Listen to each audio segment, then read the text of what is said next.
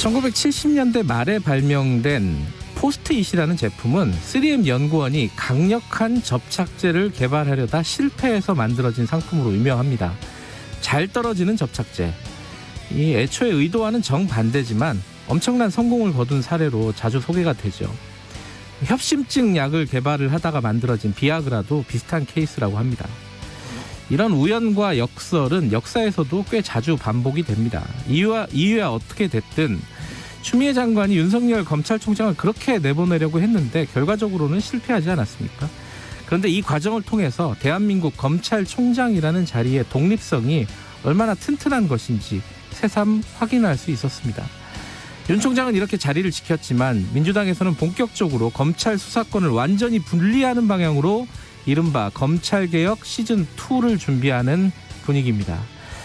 앞으로 어떻게 진행이 될지 지켜봐야겠지만 법무부 장관에 대한 검찰총장의 승리가 보다 본질적인 검찰개혁의 움직임으로 이어지다니 이건 또 얼마나 아이러니한 일입니까? 공수처도 마찬가지일 겁니다. 이 공수처라는 놈이 탐관오리를 잡는 암행어사 박문수가 될지 정권을 호위하는 또 다른 괴물이 될지 지금 어떻게 정확하게 예측할 수 있겠습니까?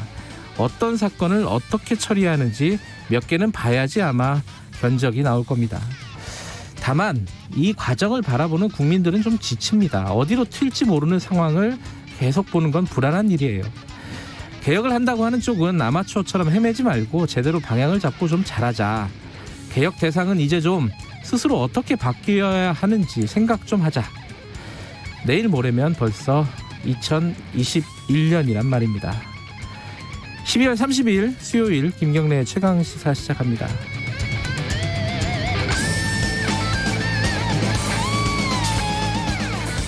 김경래의 최강시사 유튜브 라이브 열려 있습니다. 실시간 방송 보실 수 있고요. 샵 9730으로 문자 기다립니다. 짧은 건 50원, 긴 건 100원, 스마트폰 콩 이용하셔도 좋습니다.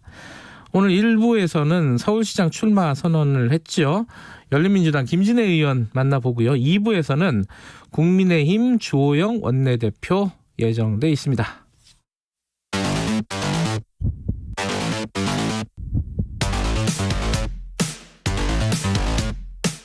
오늘 아침 가장 뜨거운 뉴스 언박싱. 네, 뉴스 언박싱 민동기 기자 나와 있습니다. 안녕하세요. 안녕하십니까. 한겨레 신문 하호영 기자 나와 계십니다. 안녕하세요. 네, 안녕하세요. 코로나 상황부터 좀 정리를 해보죠. 지금 제일 심각한 데가 동부구치소예요. 약간 우리가 생각하지 못했던 부분이기도 한데 벌써 700명이 넘었다고요? 어제 0시 기준으로 집계를 했는데요. 확진자가 762명으로 나왔고요. 이곳에서 음성 판정을 받고 남부교도소로 이송된 수용자가 있거든요. 네. 이 가운데 16명이 또 확진이 된 것으로 나타났습니다. 네. 그리고 동부구치소 확진자 중에서도 처음으로 사망자가 발생을 했는데요. 굿모닝 시티 분양 사기 사건의 주범이 윤창열 씨로 지금 이게 확인이. 놀랐어요. 저도 기사 보고. 그렇습니다. 네. 중증 혈액 투석 환자였고 생활치료센터에서 치료를 받고 있었는데 이번에 숨진 것으로 확인이 됐습니다.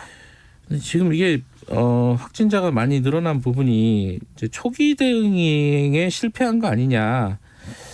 이게 근데 지금 법무부하고 또 지자체 간에 뭐 서로 네 책임이다 뭐 이런 식으로 좀 떠넘기기 비슷한 양상도 벌어지고 있고요. 보통 이제 전수 검사를 하면서 적극적으로 대응을 하기도 하거든요. 근데 그 14일입니다. 14일에 한 명이 확진된 뒤에 나흘 만에 첫 전수 검사를 했다는 겁니다. 18일에요. 근데 법무부에서는요. 그 14일 그 수용자 한 명이 확진된 다음에 그 수용자 전수 검사 필요성을 적극적으로 제기를 했다고 합니다. 뭐 구치소에서는 전수 검사를 할 수는 없으니까요. 그러니까 그 시스템이 없으니까요.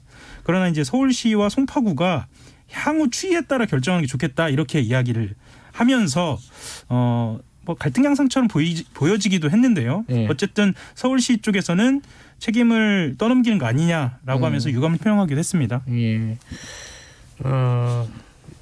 뭐 여러 가지 좀 말들이 나오고 있어요. 뭐 마스크를 제대로 지급을 안 했다? 이런 얘기도 있고 뭐 너무 과밀을 하는 상황 아니냐? 이런 얘기도 있고요. 그러니까 법무부 얘기는 예산이 부족했다라는 그런 이유를 들고 있습니다. 그래서 수용자 확진자 발생 구치소에만 수용자 전원에게 마스크를 지급을 했고 그러니까 미발생 구치소는 수용자가 외부로 나갈 때만 마스크를 지급했다고 일단 입장을 밝혔거든요. 네. 그리고 지금 이제 어제 추미애 법무부 장관이 동부구치소를 방문을 했습니다. 네. 그래서 코로나19 대응 실태를 점검했는데 이것도 언론들이 좀 늦게 왔다 이렇게 비판을 많이 하고 있고요. 네. 지금 법무부 같은 경우에는 확진자 같은 경우에는 국방의학원 생활치료센터에 분리수용하겠다는 그런 방침을 밝혔고요. 네. 그리고 비확진자 같은 경우에는 오늘부터 다른 교도소로 이송을 하겠다라는 그런 방침인데 네. 음성 확진을 받고도 음성 판정을 받고도 나중에 이제 지금 뒤늦게 양성 판정을 나오는 그런 이 수용자들도 있거든요. 네. 그래서 더 지금 우려가 되고 있는 상황입니다. 이게 사실 구치소, 교도소 이런 데는 굉장히 그 폐쇄된 공간이라서 그 안에서 무슨 일이 벌어지는지 외부에서는 잘 모르잖아요. 동부구치소에서 어떤 일이 벌어지고 있었는지 인권 문제 같은 것들이 좀 제기가 되고 있는 상황이어서 저희들이 인권연대 죄송합니다. 오창익 사무국장하고 3부에서 이 얘기 좀 자세히 좀 나눠보도록 하겠습니다. 코로나 상황 관련해 가지고 3차 재난지원금 지금 윤곽이 나왔어요, 그죠? 어제? 네, 일단 정부가 코로나19 확산으로 피해를 본 소상공인하고요. 예. 고용과 관련된 취약계층 580만 명이 대상입니다. 네. 9조 3천억 원 규모의 3차 재난지원금을 내년 1월 11일부터 지급하기로 했습니다. 원래는요, 그 3조 원 플러스 알파라고 해서 그 정도 3조 원에서 4조 원대 정도를 예상을 했는데 이것보다는 3배 수준으로 대폭 확대가 된 겁니다. 그러니까 많이 늘렸다. 그리고 최대 300만 원까지 지급을 한다. 그렇죠. 근데 이제 과거에 안 들어갔던 분들이 이번에 지원을 받는 경우가 좀 있나요? 어떤 부분이 있죠? 그러니까 고용 취약계층 같은 경우 예. 이제 대표적인데 특수고용직 프리랜서 70만 명 정도 되는데 네. 한 50만 원에서 100만 원씩 지급이 되고요. 예. 방문 돌봄 서비스 종사자도 한 9만 명 정도 되는데 이분을 포함해서 법인 택시기사 8만 명에게도 50만 원씩을 또 지급을 택시 한다고 합니다. 기사들도 지급 대상이 됐고요. 예, 그리고 예. 중장년층의 전직 재취업을 위한 코로나19 대응 특별 훈련 수당도 30만 원. 요걸 요번에 신설을 했습니다. 이거 자세한 사항은 사실은 이제 그 여러 가지 언론이나 이런 걸 통해서 확인을 그렇죠. 하셔야겠지만 네. 본인이 해당이 되는지 이런 부분들은 확인을 꼭 하시고 챙기셔야 될 것 같고 그리고 과거에 받았던 사람들 2차 때까지 받았던 사람들은 최대한 빨리 심사 없이 지원하겠다는 방침 아니겠습니까? 예, 그렇죠? 일단 문자가 갈 겁니다. 본인한테? 예, 본인한테 일단 문자는 갈 거고요. 예. 그 다음에 이제 그 본인이 해당되는지에 대해서는 또 직접 질의하면 긴급하게 신속하게 대답을 들을 수 있을 것으로 보입니다. 1월 달에 지급을 상당 부분 하겠다는 거죠. 설 전에는 다 하겠다. 그렇습니다. 이런 취지인 것 같습니다. 지금 백신 얘기가 어제 좀 반가운 소식이 있었어요. 그 청와대에서 모더나하고 추가 계약을 했다 이렇게 밝혔죠. 그러니까 모더나 최고 경영자랑 문재인 대통령이 통화를 했다는 내용을 어제 청와대가 공개를 했거든요. 네. 원래는 2천만 명분을 이렇게 확보를 했다는 겁니다. 원래는 1,000만 명분을 제공받기로 되어 있었는데 2배를 공급받게 됐다는 게 청와대 설명이고요. 그리고 2분기에 또 백신을 공급받기로 했다고 하거든요. 원래 한 3분기쯤이라고 보통 그때쯤 얘기를 들어올 했었는데. 것이다. 네. 이렇게 정부가 설명을 했었는데 그 시기도 일단 앞당겨졌다는 게 청와대 설명입니다. 그러면 우리가 전체적으로 예상보다 많은 거잖아요. 지금 원래 4,600만 명 분이었는데, 예, 그죠? 이거를 다 더해 보면은요, 예. 5,600만 명분이 됩니다. 아스트라제네카는 2,000만 그리고 얀센 600만, 화이자 2,000만, 코백스 파실리티가 2,000만 이 네 종류로 5,600만 명분이 되는 겁니다. 예. 코백스가 근데 이게 좀 예상하기가 좀 쉽지가 않다라는 전망이 나오고 있죠. 이게 원래 이제 그 백신을 구하기 힘든 나라들끼리 연합해가지고 이렇게 백신을 확보하자 이런 전략이었는데 그렇죠. 이 서로 백신 가져가려고 이 선진국들이 이렇게 난리를 벌이는 통에 이게 좀 확실하지는 않다 이런 얘기도 나오고 있더라고요. 네. 어쨌든 빨리 들어온다고 하니까 이건 좀 반가운 소식인 것 같고 다른 얘기 좀 해보죠. 윤석열이란다. 입에 붙어가지고 죄송합니다.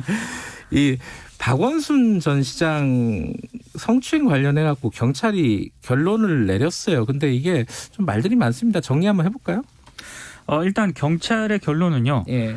박원순 전 시장에 대한 성추행 고소 사건은 피고소인 죽음에 따라서 불기소 의견으로 검찰에 송치할 예정입니다. 한마디로 네. 공소권이 없다. 경찰이 이렇게 결론을 내렸고요. 네.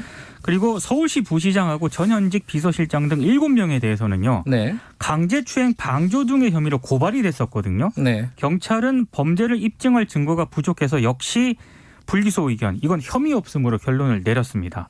일단 경찰의 설명은 피의자 사망으로 사실관계를 확인할 수 없는 한계가 있었고 피고발인하고 참고인 등에 대해서 조사를 진행을 했지만 직접 진술 및 증거를 확인하지 못했다. 이렇게 입장을 어제 밝혔습니다.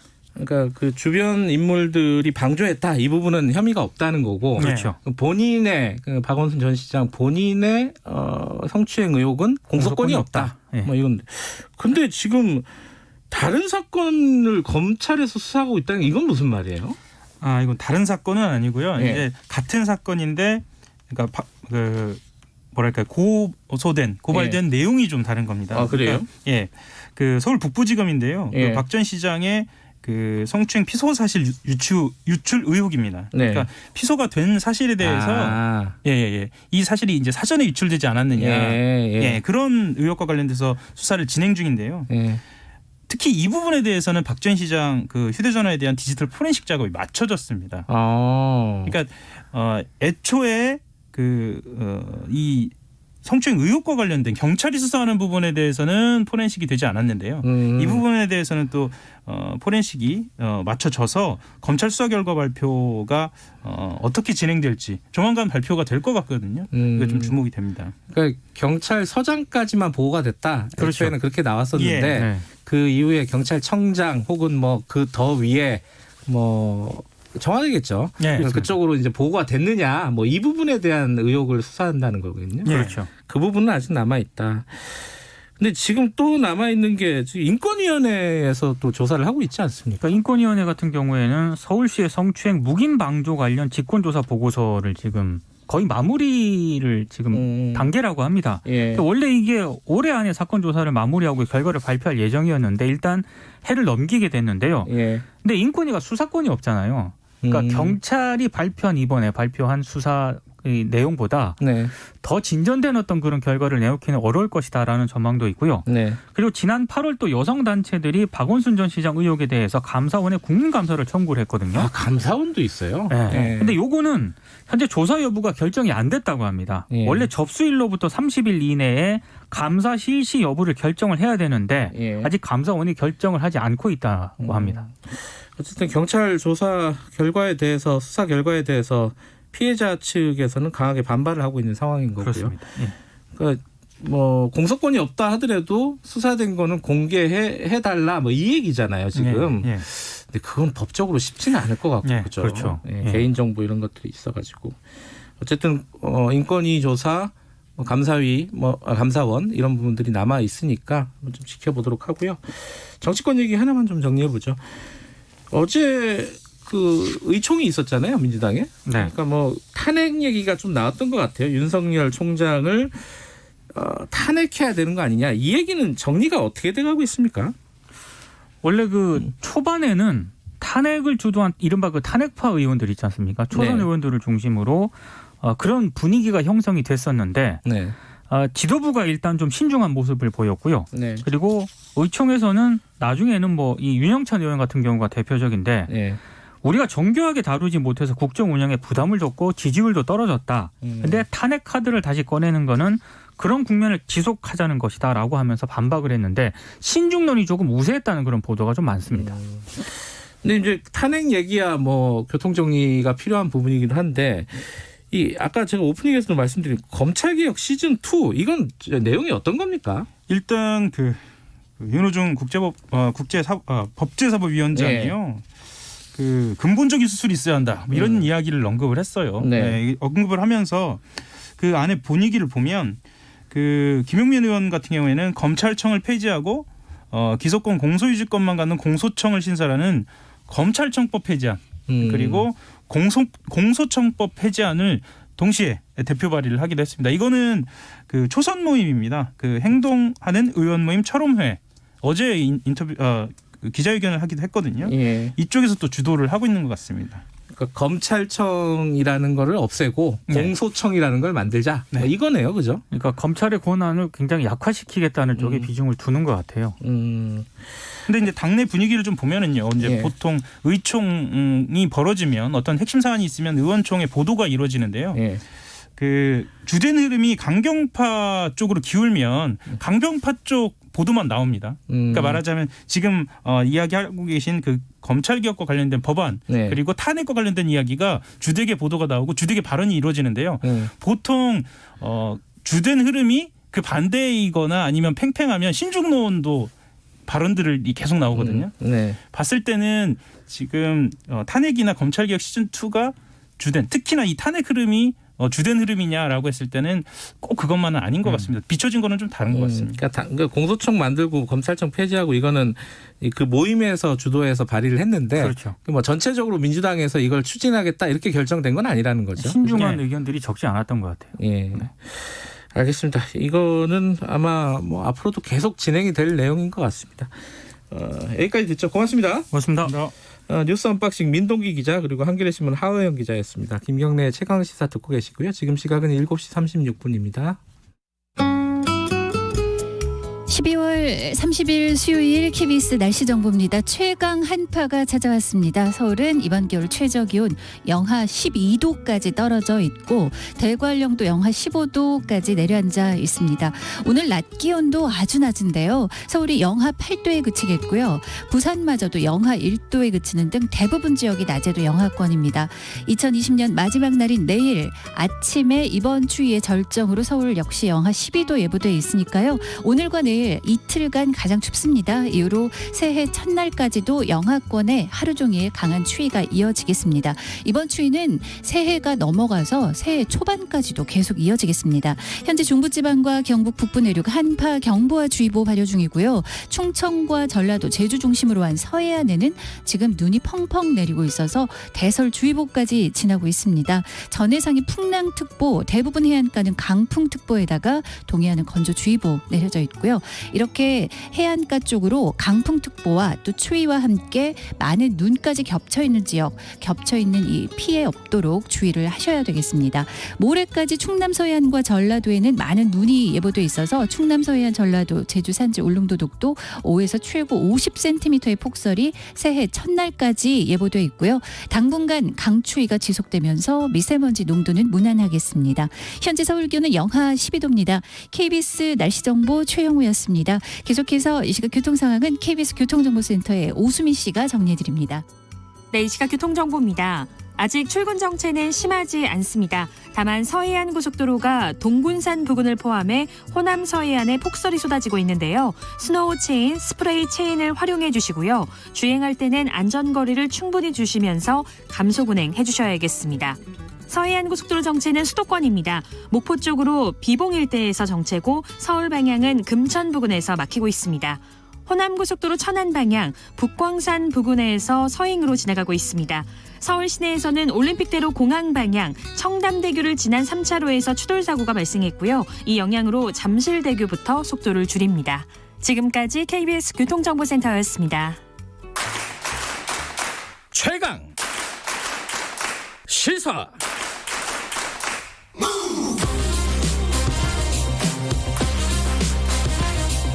지금 여러분께서는 김경래 기자의 최강 시사를 듣고 계십니다. 네, 열린민주당 김진애 의원이 서울시장 보궐선거 출마를 선언을 했죠. 이게 이제 사람들이 많이 관심을 가지는 부분이 그럼 민주당하고 관계가 어떻게 되는 거냐, 연대가 어떻게 이루어질 것이냐, 뭐 이런 부분이 많이 관심이 있고, 또 하나는 이 김진애 의원이 도시 전문가 출신 아닙니까? 그래서 이 부동산 문제, 이 문제를 어떻게 생각하고 있는가, 이 부분도 궁금하신 부분들이 있습니다. 저희들이 직접 여쭤보겠습니다. 열린민주당 김진애 의원님 스튜디오에 모셨습니다. 안녕하세요. 네, 안녕하세요. 네, 뭐 여러 차례 말씀하셨지만 이 출마 선언의 뭐 계기 뭐 이런 건 하나 여쭤보고 시작을 해야겠죠? 아니 지난 박원순 시장님 예. 타계하시고 난 다음에 굉장히 많은 분들이 저를 또 오랫동안 서울시장 깜이다 뭐 이런 얘기를 해주신 분이 많고 많이 추천을 하고 그래서 근데 열린민주당이 공천을 할 것이냐 말 것이냐에 대해서 그 부분이 논의가 관심이 꽤 있었죠. 있었습니다. 그게 이제 국감 끝나고 11월 초에 결정이 됐습니다. 그래서 그 이후부터는 아주 본격적으로 고민을 시작했는데 저는 고민과 준비를 같이 하는 스타일이거든요. 그래서 지난 2달 동안 출마 선언문을 정말 꼼꼼하게 한 땀 한 땀 제가 써내려오고 마지막에 결단하고 했습니다. 그러니까 이게 그 부분 지금 언급을 하셨으니까 그 부분부터 그럼 질문 드리죠. 열린민주당이 서울시장 독자 후보를 낼 것이냐. 네. 이걸 가지고 사람들이 이제 예측들이 분분했어요. 왜냐하면 비례당이고 그래서 이건 낼 것이냐. 근데 이제 저희는 공당으로서는 당연히 후보를 내야 된다는 생각. 그다음에 이제 서울시장이 사실 상당히 서울시장 선거는 마지막까지도 각축전이 되는 경우가 많습니다. 이번에는 특히 이제 보궐선거고 그래서 야권이 여하튼 저렇게 이제 우당탕탕 뭐 굉장히 뭐 통합이다 단일화다 얘기를 하고 있는데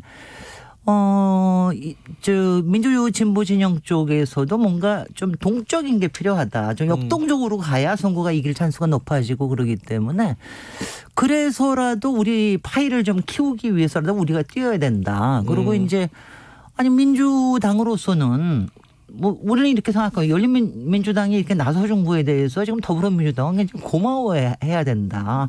아니 선거판이 일단 좀 키워지지 않았습니까? 좀 이렇게 흔들고 키우고 해야 마지막에 이길 찬스가 높아진다. 그리고 진짜 도시 전문가가 나오면 더욱 제대로 이긴다. 근데 이런 생각이었습니다. 이 말씀을 이제 기자들이 막 이거 여쭤보면은 이제 좀 좋은 기분은 아니실 것 같아요. 이 완주할 거냐? 아니 뭐 그런 얘기는 워낙 나오는 얘기인데 이제 어차피 조금 있으면 다 알려지고 다 뭐 이제 할 텐데 벌써부터 이렇게 그리고 처음부터 알려주고 하면은요 영화가 재미가 없어져요. 근데 이게 이제 어떻게 전개되는 게 굉장히 흥미롭고 역동적으로 그리고 중간중간에 어떤 선택을 하고 어떤 과정을 통해서 이걸 할 것이냐 이런 게 좀 흥미진진해야지 아니 뭐 처음부터 끝까지 이렇게 다 알려주면은 여러분 우리 그렇게 안 합니다.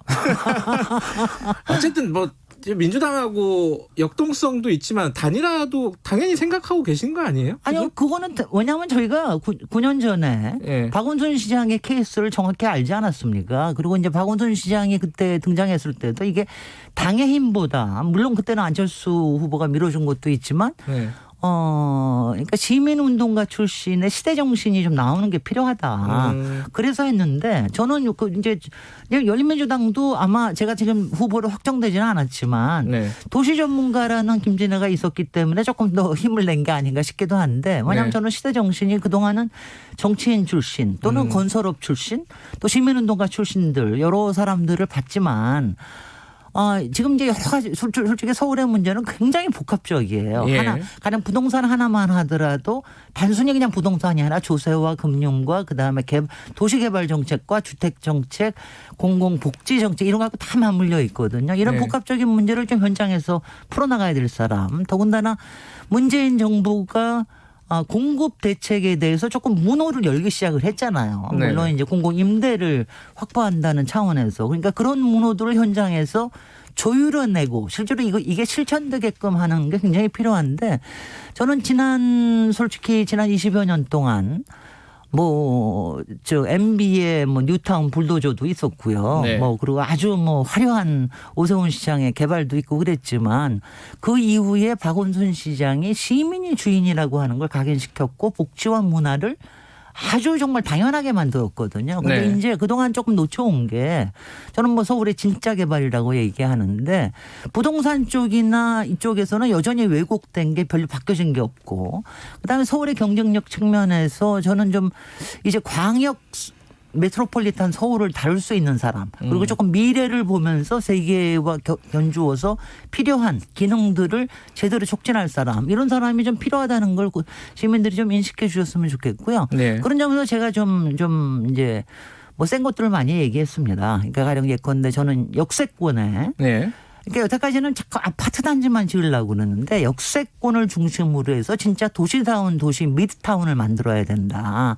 여기에서는 복합적으로 그러니까 도시형 아파트와 네. 상업 업무 공간에 이런 게 직주 근접이나 이런 거 이용하고 차를 별로 가지고 다닐 필요가 없는 이런 것도 좀 적극적으로 해야 되고 그다음에 저도 재개발 재건축 같은 경우에는 공익을 위해서는 촉진을 해줘야 된다고 생각합니다. 그리고 그 조율을 할 수 있는 지금 여건이 됐고요. 그러니까 가령 예컨대 재건축 초과 이익세 같은 건 박근혜 정부 때 무력화됐었는데 지금 다 정상화가 됐거든요. 그러니까 네. 초과 이익 환수할 수 있고요. 그리고 용적률의 인센티브를 주더라도 그중에 일부를 민간과 그리고 공공이 같이 공유할 수 있는 이런 제도들이 들어왔기 때문에 굉장히 잘 할 수가 있습니다. 네, 지금 말씀하셨으니까 부동산 관련해서 조금 더 얘기해 보면은 저는 하여튼 부동산이라는 말을 참 싫어해요.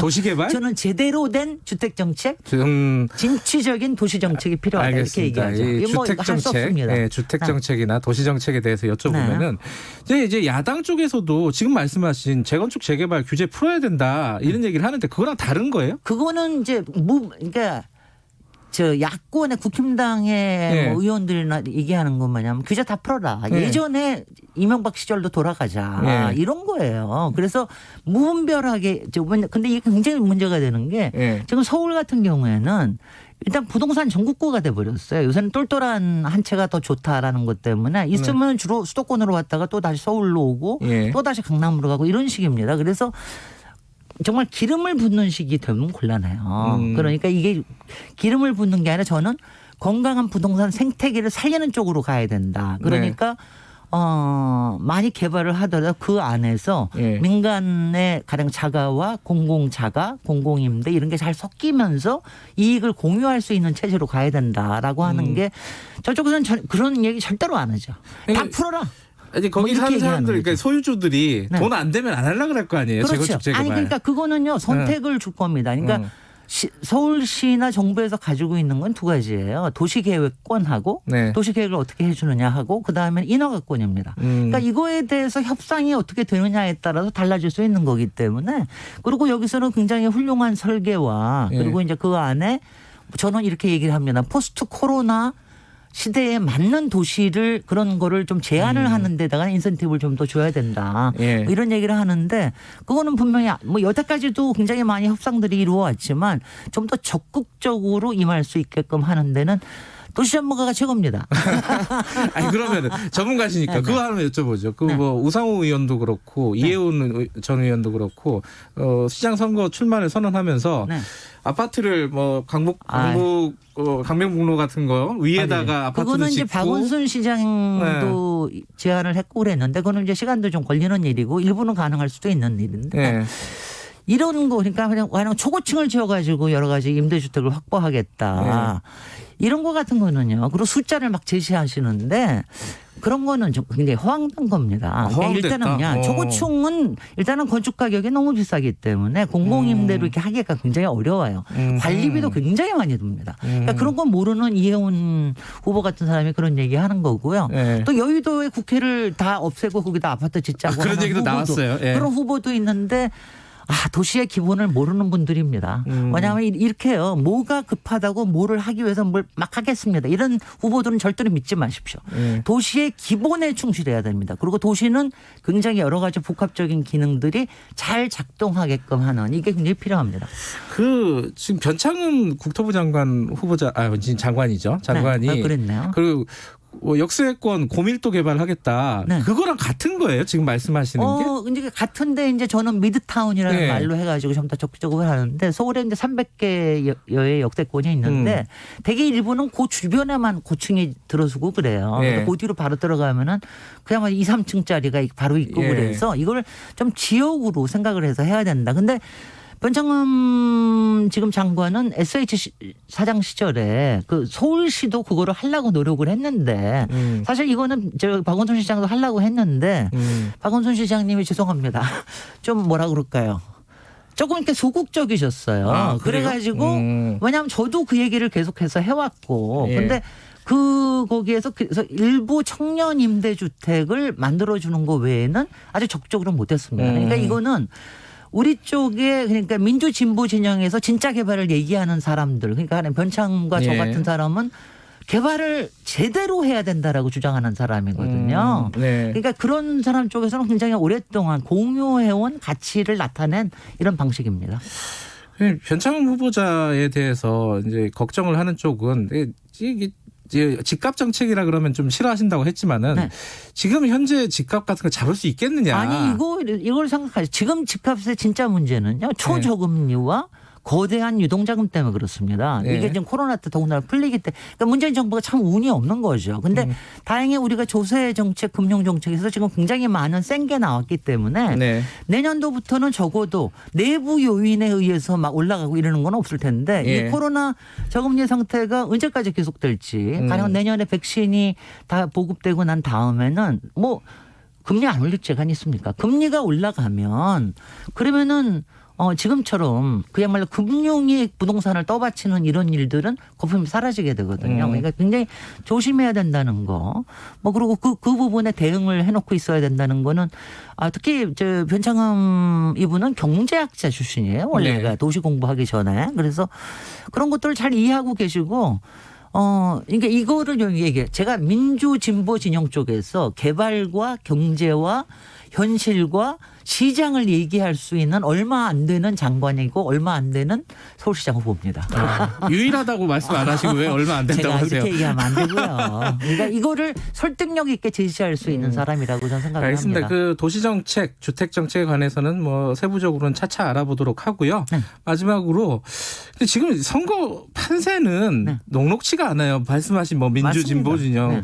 여론조사를 봐도 쉽지 않은 상황이고 지금 그 정의당, 뭐 민주당, 열린민주당 이 통합을 해야 이길까 말까 아닙니까?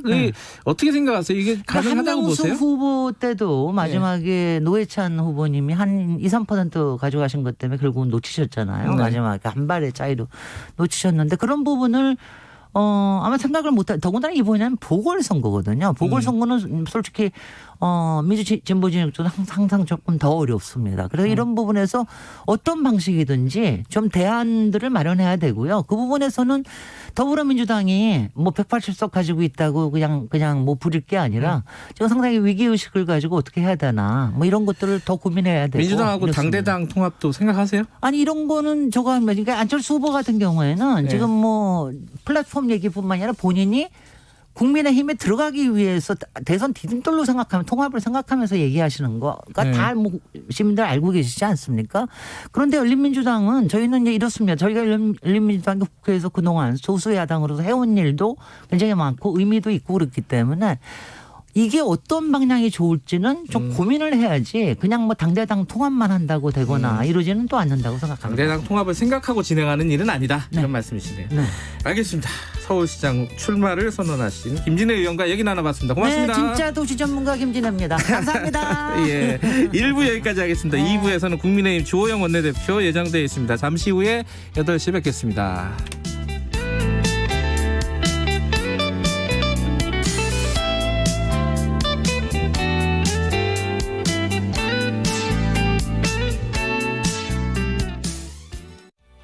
지역과 주민 스스로가 할 일을 직접 결정할 수 있도록 32년 만에 지방자치법이 전부 개정되었습니다. 주민이 정책 결정에 참여할 수 있는 권리가 신설되고요. 주민이 조례를 직접 제안할 수 있게 됩니다. 지역은 스스로 하는 일이 더욱 많아지고 주민에게 지방자치 정보를 적극적으로 공개해야 합니다. 중앙과 지역이 함께 중요한 정책을 논의하고 지역이 서로 협력할 수 있는 제도가 마련된다고 하니 지역이 더욱 행복해지겠죠? 32년 만에 지방자치법 전부 개정으로 주민이 만들어갈 대한민국의 미래가 시작됩니다. 이 캠페인은 행정안전부와 함께합니다. 어렵게만 느껴졌던 공공기관 입찰을 중소벤처기업부가 지원합니다. 기술만 있는 회사가 큰 공장이 있는 회사와 힘을 합치고 기존 제품은 대기업 신기술로 더 스마트해지고 중소기업이 대기업과 손잡고 만든 제품으로 공공기관 입찰 참여가 쉬워집니다. 대기업과 중소기업이 동반 성장하는 공공조달 상생협력 지원 제도를 만나보세요. 디지털 경제로의 대전환 스마트 대한민국 중소벤처기업부가 만들어갑니다. 고장난 TV를 어떻게 버리지? 새 TV 사면서 수거해달라고 했어. 그럼 전자레인지는? 1599-0903 전화해서 무상 방문 수거 서비스 신청했지? 폐가전제품 분리배출 어려우셨죠? 재활용하면 자원이 되는 폐가전제품. 이제 1599-0903으로 무상 방문 수거 서비스 신청하세요. 버려지는 가전제품이 소중한 자원이 됩니다. 1599-0903 1599-0903 이 캠페인은 그린 뉴딜을 선도하는 환경부와 한국환경공단이 함께합니다. 말 같은 말.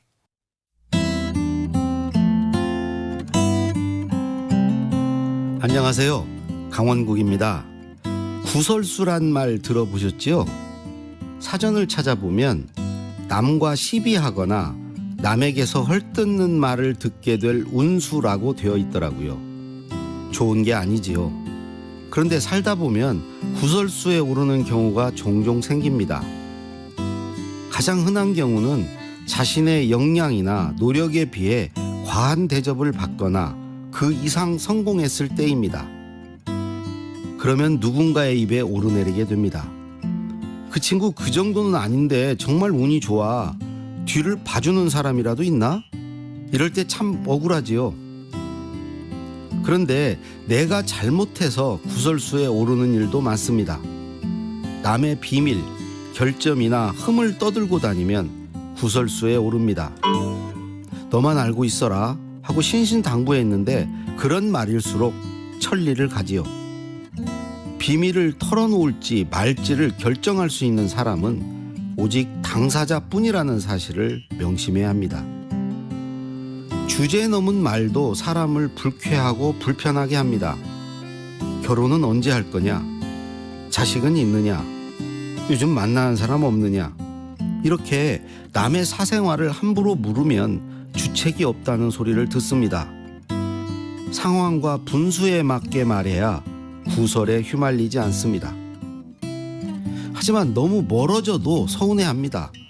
불각은 불가원, 너무 가깝게도 그렇다고 너무 멀리도 하지 말라고 하잖아요. 구설의 도마에 오르지 않으려면 관계에 맞는 적절한 거리를 유지해야 합니다. 뭐니 해도 구설수에 휘말리게 하는 주범은 말실수입니다. 부처님이 그러셨지요. 사람의 혀는 잘 쓰면 이로운 도구, 즉 이기가 되지만 잘못 쓰면 사람을 해롭게 하는 무기가 된다고요. 그런 무기로 공격받은 사람은 가만히 있겠습니까? 입방아를 찢겠지요. 말실수가 구설이 되어서 내게로 돌아옵니다. 강원국의 말 같은 말이었습니다. 2020년에는 어떤 말을 하며 사셨나요? 함부로 뱉어내 스스로를 곤란하게 하는 말보다는 서로가 행복해지는 말을 더 많이 하는 날들이기를.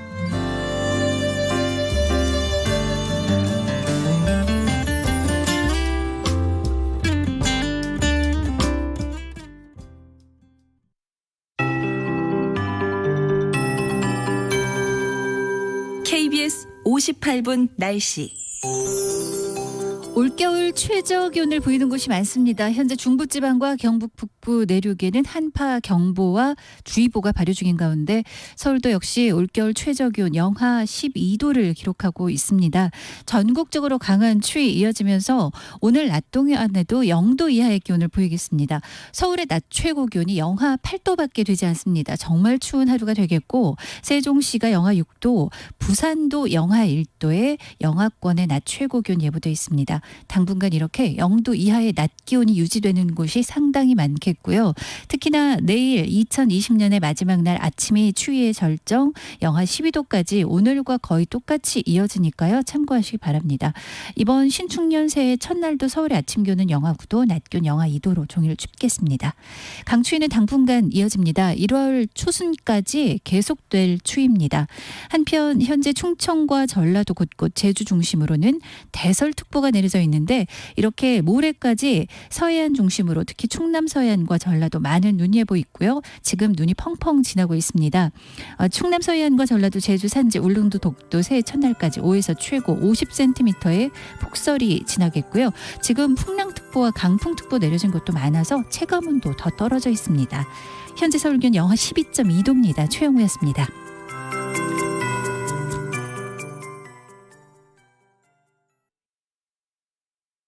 정성을 다하는 국민의 방송 KBS가 8시를 알려드립니다. AM 711kHz, FM 97.3MHz, KBS 1라디오입니다. HLKA.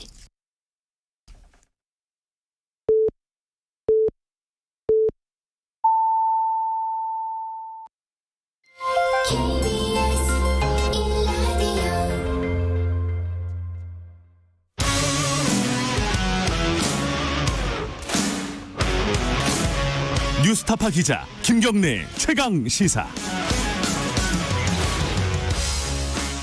김경래의 최강 시사 2부 시작하겠습니다. 2부에서는 먼저 국민의힘 주호영 원내대표 좀 만나보겠습니다. 지금 전국 현안들 여러 가지가 있죠. 일단은 뭐 공수처 출범을 눈앞에 두고 있는데 야당은 계속 반발을 하고 있는 상황이고 또 선거 얘기도 있고요. 자, 주호영 원내대표와 연결하겠습니다. 원내대표님 안녕하세요. 예, 안녕하십니까. 주호영입니다. 대표님 얼마 전에 사의 표명하셨었잖아요. 그죠? 예. 예, 다시 재신임이 되셨는데 예. 이게 사의 표명한 이유를 뭐 간단하게 설명을 부탁드릴게요. 저희들은 최선을 다했습니다만은 네.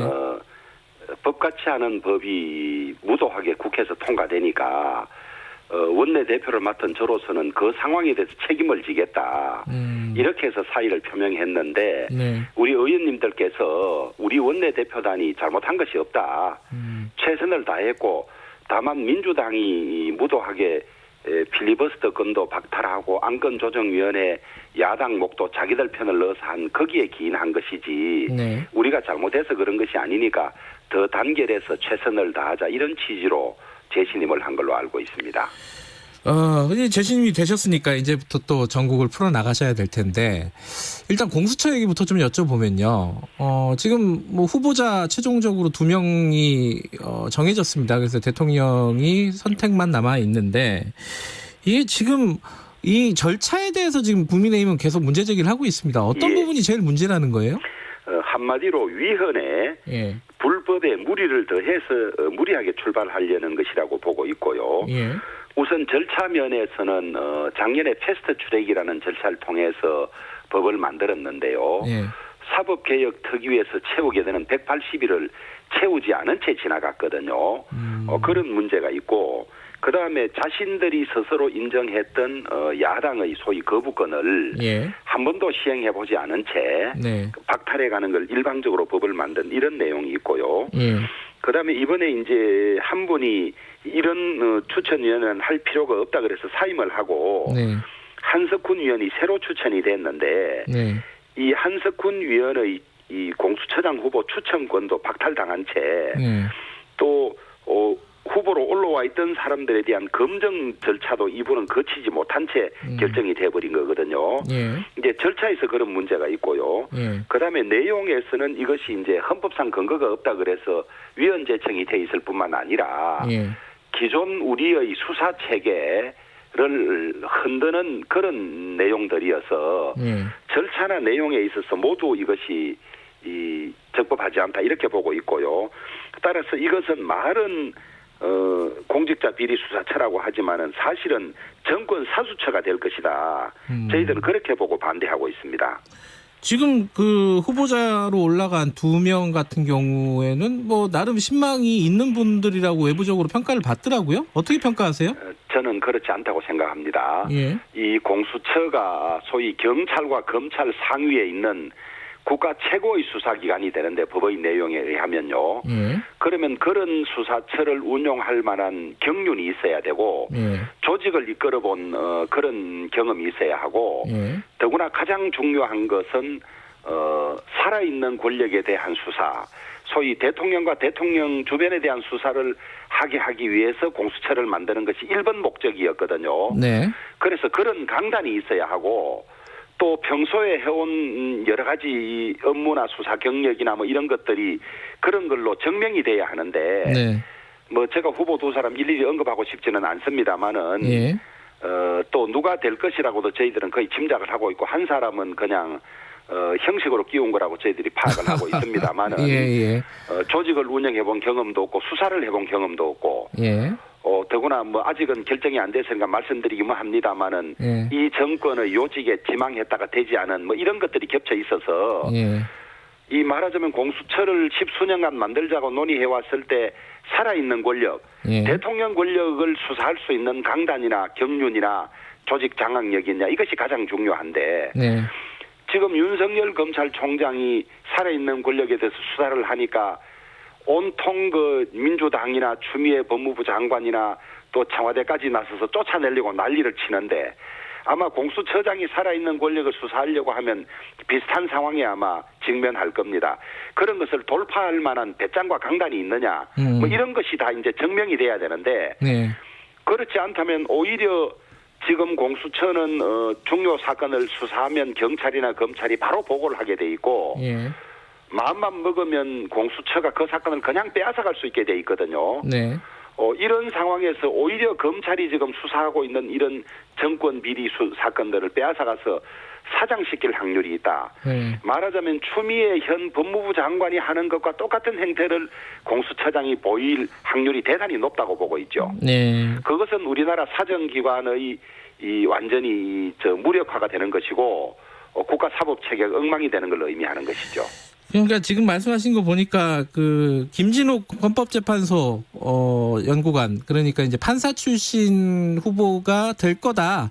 그 검사 출신인 이건희 부의원 후보자는 아마 들러리일 것이다. 이렇게 생각하고 계신 거네요? 우선 검사 출신들은 쓰지 않겠다는 뜻을 여러 차례 비춰왔고요. 네. 그다음에 1차에서 이분이 표를 많이 얻지를 못했어요. 지난번에. 네. 그런 걸로 봐서 뭐 아직 결정이 난 건 아닙니다만은 예. 저희들은 권력의 의중이 어디에 있다는 걸 다 알고 있고 네. 그다음에 공수처장 추천위원회가 독립적이고 중립적으로 움직여야 한다. 예. 제가 이런 우려를 담아서 친전 사신을 보냈어요. 예. 보니까 이거 자체가 독립성을 훼손한다 그랬잖아요. 예. 저는 그걸 좀 사실 수사라도 해보고 싶어요. 전현정 후보에 대해서 처음에 5표가 나왔다가 예. 이번에 그냥 1표밖에 안 나왔어요. 그 각각 다른 구성원들이 어떻게 작당을 안 하고 4표가 다 사라질 수가 있겠어요. 그러니까 이 소위 추천위원 중에 야당 추천위원을 뺀 나머지 위원들은 다 서로 의사를 교감하면서 어느 쪽의 의도대로 하고 있다는 것을 다 밖에서 볼 수가 있죠. 네, 추천위원들이 개별적으로 독립적으로 결정한 부분이 아니다라는 의혹을 지금 제기하시는 거네요. 그렇지 않습니까? 5표 나왔던 분이 어느 순간에 딱 1표가 되고 4표가 사라져 버린 거예요. 네. 자, 그러면 어쨌든 지금 관련해 갖고 형식적으로는 뭐 절차상의 문제가 있다. 그러면 이 부분에 대해서는 소송으로 가실 겁니까? 어떻게 가세요? 저희들이 소송한 것은 이제 헌법재판소에 예. 이 법률 위헌 소송을 해놓은 것이 진행 중에 예. 있는 것이고요. 예. 빨리 결론을 내려달라는 것이 이제 저희들의 요구이고요. 예. 그다음에 이제 이 공수처장 추천 과정은 추천위원들이 이 권리가 침해됐다. 네. 후보를 추천할 추천권이 침해됐고 후보를 검증할 권리가 침해됐다 그래서 네. 추천위원들이 법적 절차를 밟는 것으로 알고 있습니다. 예. 지금 근데 이제 앞으로 남아있는 일정을 보면은, 후보자가 결정이 되면은 인사청문회가 진행이 될 거잖아요. 그렇습니다. 이 부분은 어떻게 대응하실 거예요, 그러면은? 형식적으로 되지 않겠습니까? 이제 일단, 국민들의 관심은 우리가 공수처 자체를 인정 못하니까 청문회에 응할 것이냐, 안 응할 것이냐, 예. 이제 이것을 궁금해 하시던데, 예. 저희들은 그렇다 그래서 방기하지는 않을 겁니다. 네. 철저히 우리가 할 수 있는 모든 주어진 권한은 행사해서 할 텐데, 네. 지금 이번에 변창흠 국토부 장관 후보자 청문 보십시오. 예. 그렇게 흠이 많고 많은 국민들이 안 된다고 해도 임명하지 않습니까? 네. 그런데 더구나 이 공수처장 후보자에 대해서는 청와대가 지금 한수를 더 뜨고 있어요. 오늘 언론 보도에 의하면 국회에서 추천했기 때문에 우리는 인사 검증을 하지 않겠다 이런 식으로 이야기를 했습니다.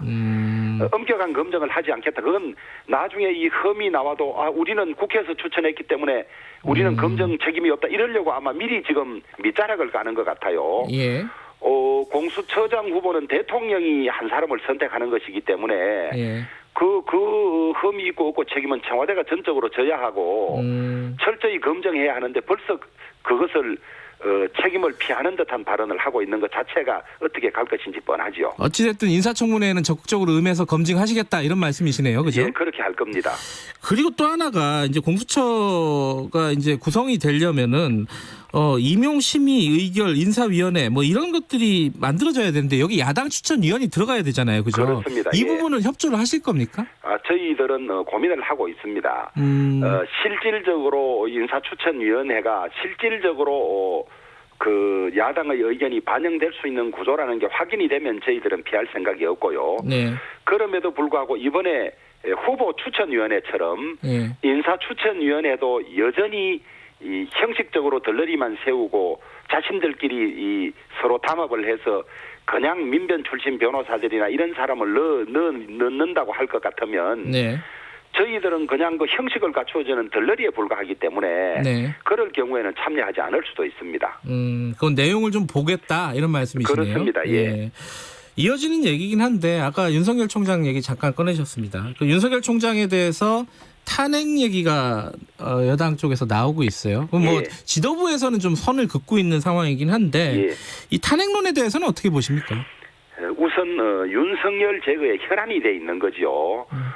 두 차례나 제거를 시도하다가 법원에 의해서 제동이 걸렸으면 정말 반성하고 사과하고 이렇게 해야 되는데 그 법원에 의해서 제동이 걸렸다고 지금 울분을 못 참고 지금 씩씩거리고 있는 것 아닙니까? 네. 대통령이 국민에게 사과했으면 그걸로 잘못을 인정하고 스톱을 해야 되는데 어떻게든 윤석열 총장이 다시 직무에 복귀해서 지금 이제 정권 비리된 수사를 박차를 가할 것으로 보여지니까 탄핵은 안 될 겁니다. 탄핵은 우선 국회에서 탄핵 소추를 발의해야 되고 탄핵 소추를 의결해야 되고 그다음에 헌법재판소에서 이제 탄핵 심판을 해야 되는 구조거든요. 헌법재판소의 탄핵 심판은 안 되는 것은 거의 확실할 겁니다. 그런데 문제는 대통령에 대한 탄핵 소추는 과반이 발의하고 3분의 2가 찬성해야 하지만은 대통령이 아닌 나머지 국무위원들 탄핵은 과반만 찬성하면 되거든요. 민주당이 동원하면 180석 이상을 동원할 수 있으니까 150석을 넘기기는 쉽지요.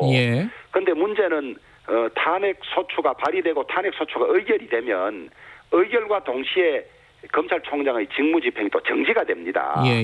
또 자리 뺏으려고 최종적으로 탄핵은 안 받아들여지더라도 일단 목은 치자 이렇게 할 유혹을 많이 받는 걸로 보여져요. 그러나 우리 국민들이 이미 여론이 추미애 장관과 문재인 대통령이 잘못했고 그것을 법률적으로도 법원이 2번이나 받아들여준 사건에 대해서 또 180석의 힘이 있다고 힘자랑하면서 무리하게 하면 아마 국민들이 용납하지 않을 겁니다. 알겠습니다. 이 탄핵 얘기와 함께 또 나오는 얘기가 이 검찰개혁 시즌2입니다. 이 조영 원내대표께서는 이제 법조인이시기도 하니까 이 검찰의 기소권 수사권을 완전히 분리하자 이런 취지고 이건 뭐 해외에서도 많이 이루어진 내용이잖아요. 이거 어떻게 보십니까? 이 진행 과정은? 저는 검찰 탄압이라고 써놓고 그 사람들만 검찰 개혁이라고 읽는다. 이렇게 보고 있습니다. 왜냐하면 검찰 개혁한다 소리만 지금까지 했었지 검찰 개혁 2탄이라고 말한 적이 없어요. 2탄이란 말이 지금 처음 나오거든요. 그리고 자기들 편의 법무부 장관, 행자부 장관, 그다음에 국무총리 뭐 이런 사람들이 모여서 이게 검찰 개혁의 검경 수사권 조정 검찰 개혁의 완판이라고 한 것을 법으로 이미 만들었습니다. 그러면 그때부터 이거 2단계로 하고 1차는 이렇게 하고 2차는 이렇게 한다 이런 이야기를 했었어야 되는데 그런 이야기도 전혀 없었거든요. 그다음에 또 이게 자가당착이고 이율 배반인 것이 기소권과 수사권을 분리한다고 하면서 공수처에는 기소권과 수사권을 다 줬어요. 말이 안 되는 짓이잖아요. 그러니까 지금 윤석열 총장이 복귀하고 검찰이 다시 수사를 하려고 하니까 검찰을 무력화시키려고 지금 겁을 주고 있는 거죠. 그러면 수사권 기소권 분리하면 경찰은 수사를 할 책임을 다 질 정도로 지금 정리가 돼 있느냐, 그것도 아니거든요. 네. 국정원의 대공수사권도 지금 경찰로 넘기고 네. 그다음에 국가수사본부도 만들면서 이제는 오히려 경찰권의 비대를 많은 전문가들이 걱정을 하고 있는데 네. 거기에 대한 준비는 없이 수사권과 기소권을 분리한다고 하는 것은 네.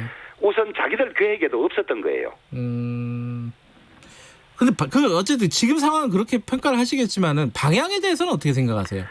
방향은 일단 수사권과 기소권을 한 곳이 가지고 있는 것은 실수할 가능성이 높다고 보고 네. 그래서 수사와 기소를 분리하는 것이 세계적인 추세이기는 합니다. 예. 그러려면 경찰에 대해서 수사를 책임 있게 할 이 수사의 독립성이라든지 전문성이 확보가 돼야 되는데 지금 보십시오. 드루킹 사건이라고 특검해서 밝혔는데 드루킹 사건 하기 전에 경찰이 그 사건을 얼마나 오래 뭉기적거리면서 증거를 인멸할 기회를 주고 했습니까? 이번에 또 이용구 법무부 차관 수사 보십시오. 내사 종결해버렸는데 신고한 데는 도로에서 멱살을 잡혔다고 해서 특가법 적용해야 될 것을 도로가 아니고 운행이 끝났다 그래서 내사 종결하고부터 다시 지금 문제를 안 들여다봐서 그렇지 경찰이 독립적이고 제대로 된 수사를 할 준비는 아직 안 돼 있다고 보고 있습니다. 예, 준비가 안 돼 있다. 방향은 그쪽으로 가는 게 맞을 수도 있지만 그렇습니다. 아직은 준비가 안 돼 있다는 말씀이십니다. 알겠습니다. 다른 얘기도 좀 여쭤볼게요.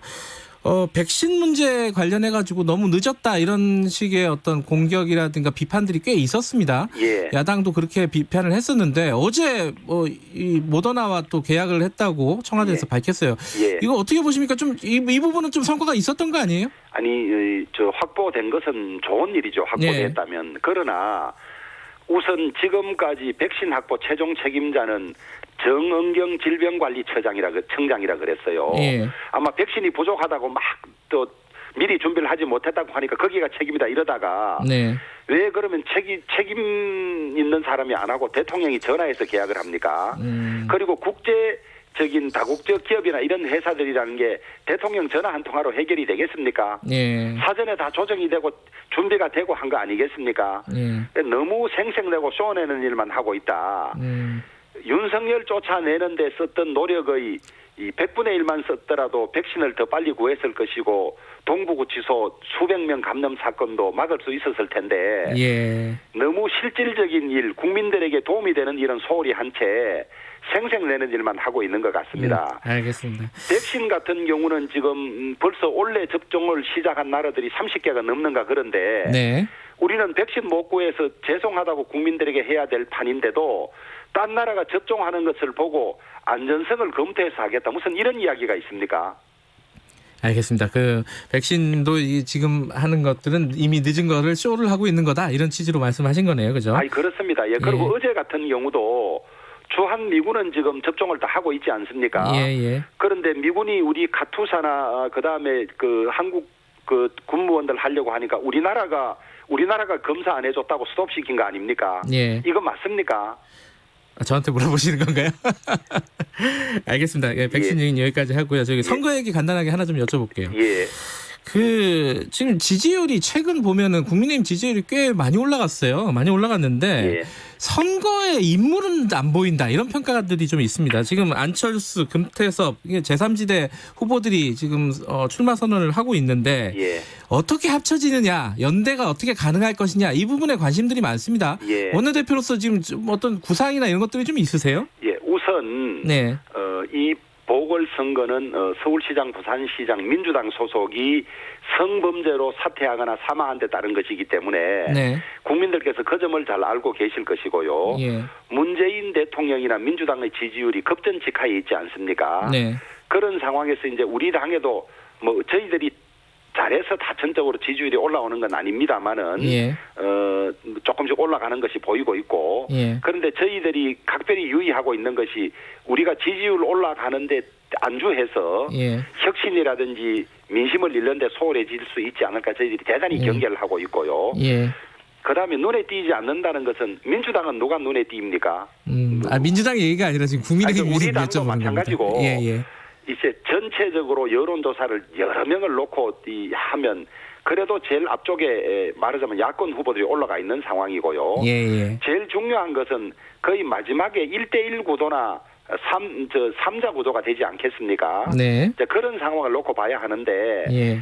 저는 우리 후보 중에도 우리 당 후보 중에나 그다음에 그 방금 말씀하신 우리 당 밖에 있는 야권 후보들 중에도 훨씬 더 경쟁력이 있고 잘할 거라고 생각합니다. 아니, 범죄를 저지르고 사망하거나 사퇴한 사람보다 더 못할 사람이 그러니까 어디 제가 있겠습니까? 여쭤보는 게 통합 경선 이런 것들도 지금 염두에 두고 계시는지 그걸 그것은 여쭤보는 이제 겁니다. 오늘 우리 당 공천심사위원회가 처음으로 열립니다.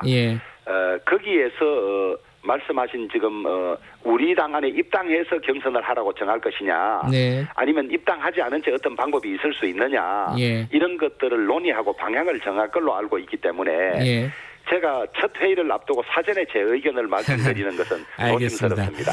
뭐 조만간 그림이 나오겠죠. 그렇습니다. 오늘 말씀 감사합니다. 예, 감사합니다. 국민의힘 주호영 원내대표였습니다. 공정하고 깊이 있게 오늘 하루 이슈의 중심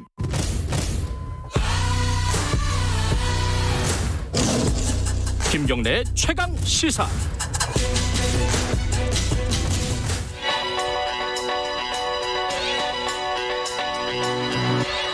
최강 시사 윤태곤의 눈.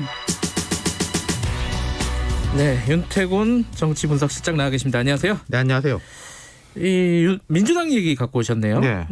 어제 김두관 의원 우리 방송에 나오셨죠. 인터뷰했죠. 네, 뭐 한참 이야기하신 거 저도 들었는데 좀 민주당의 노선 갈등 좀 이야기해 볼까 싶어요. 노선 갈등이요? 네, 그렇죠. 어떤 거 민주당이요. 20대 국회 때까지만 해도 조금 박해.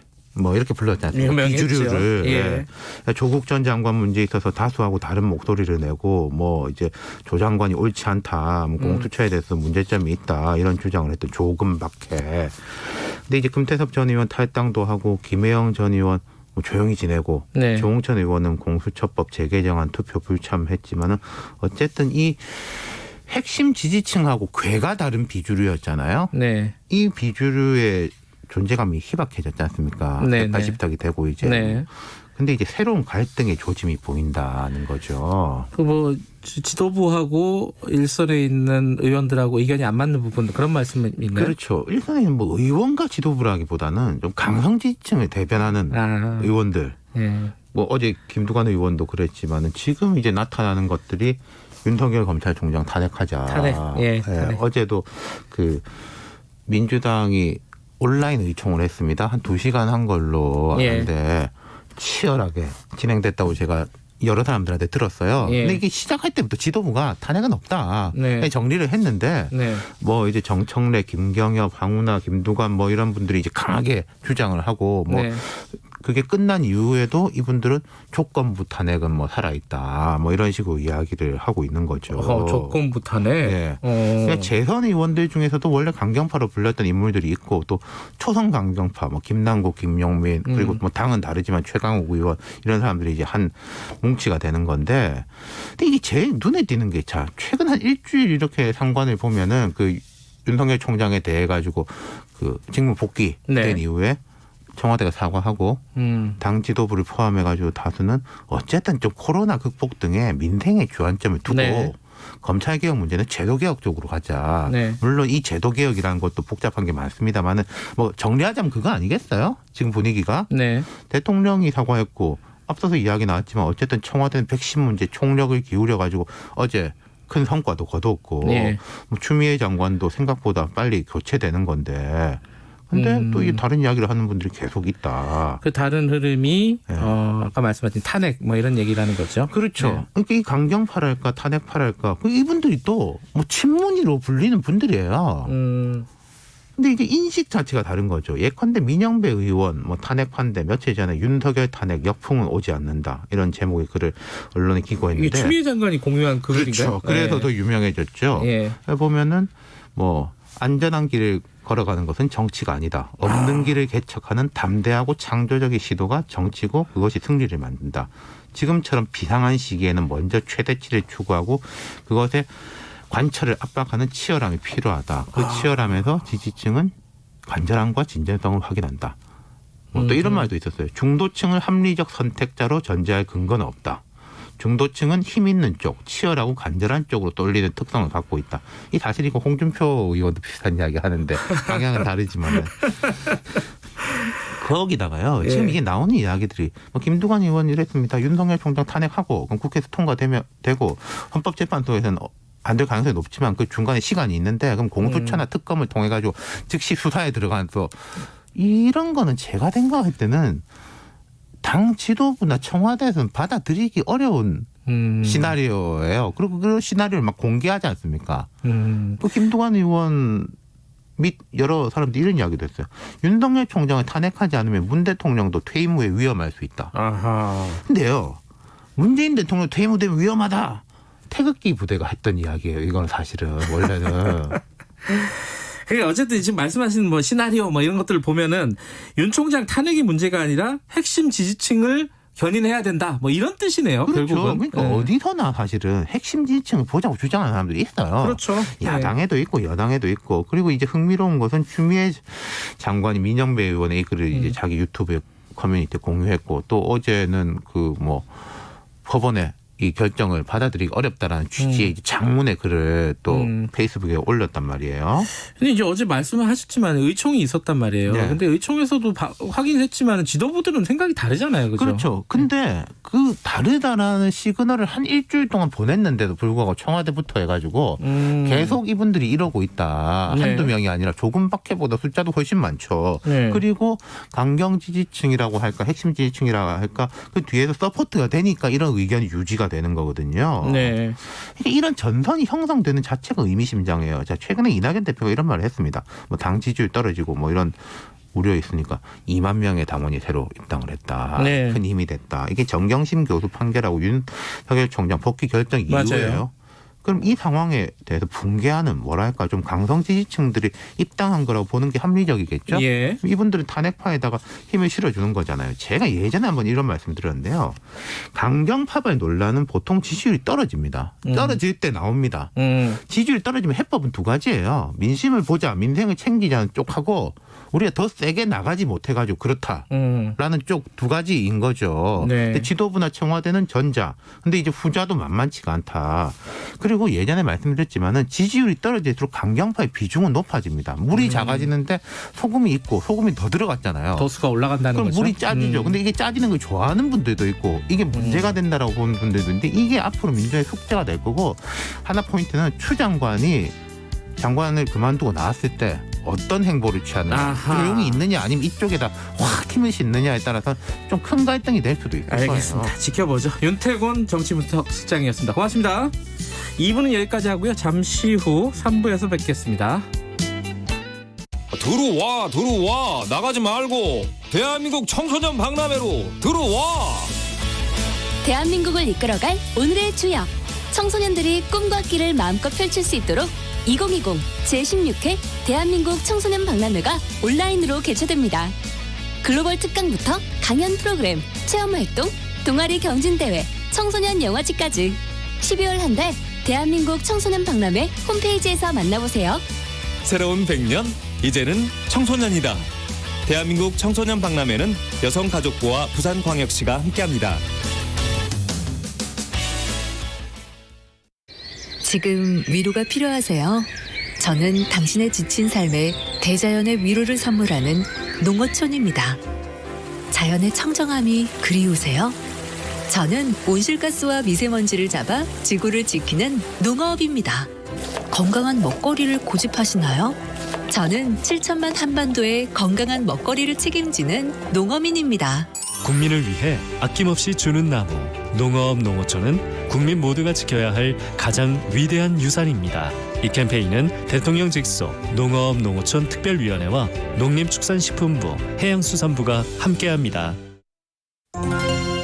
다음 4가지 단어로 문장을 만들어 보세요. 지구, 나, 온도, 저탄소 제품. 나는 지구 온도를 낮추기 위해 저탄소 제품을 선택했다. 테스트 결과 당신은 지구의 내일을 바꾸는 실천가입니다. 온실가스를 줄이는 저탄소 제품. 기업이 생산하고 소비자가 선택할 때 지구의 내일이 달라집니다. 함께 만들어요. 건강한 지구온도. 나부터 시작해요. 저탄소 제품. 환경성적 표지 저탄소 제품 인증 캠페인은 환경부와 한국환경산업기술원이 함께합니다. 요즘 속 터지고 답답한 뉴스만 머리가 아프다. 아이고 지끈지끈해 그런 사람들 있지 않습니까? 그러면은 주진우 라이브 들으시면 저희가 정리 잘 해드릴 테니까 걱정 마시고요. 자, 일로 오십시오. 주진우 라이브.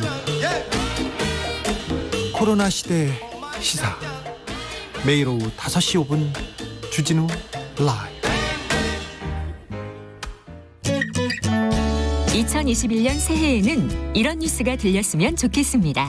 코로나19 신규 확진자 한 달째 0명 기록하고 있습니다. 이번엔 쟁점 법안이 여야 합의로 통과됐습니다. 우리나라 경제 성장률 5%를 달성했습니다. 희망찬 소식을 전하는 그날까지 시사본부가 함께하겠습니다. 평일 낮 12시 20분 오태훈의 시사본부. 지금 시각은 8시 30분입니다. KBS.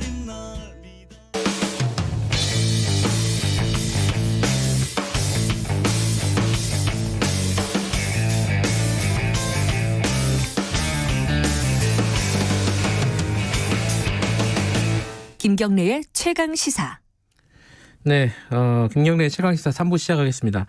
최근에 코로나 상황 보면요, 저희들이 뉴스 언박싱에서 잠깐 말씀을 드렸지만은 동부구치소 집단 감염이 굉장히 심각합니다. 지금 757명 누적 확진자가 그 정도 규모에 이르고 여기를 관심을 안 가졌던 것 같아요.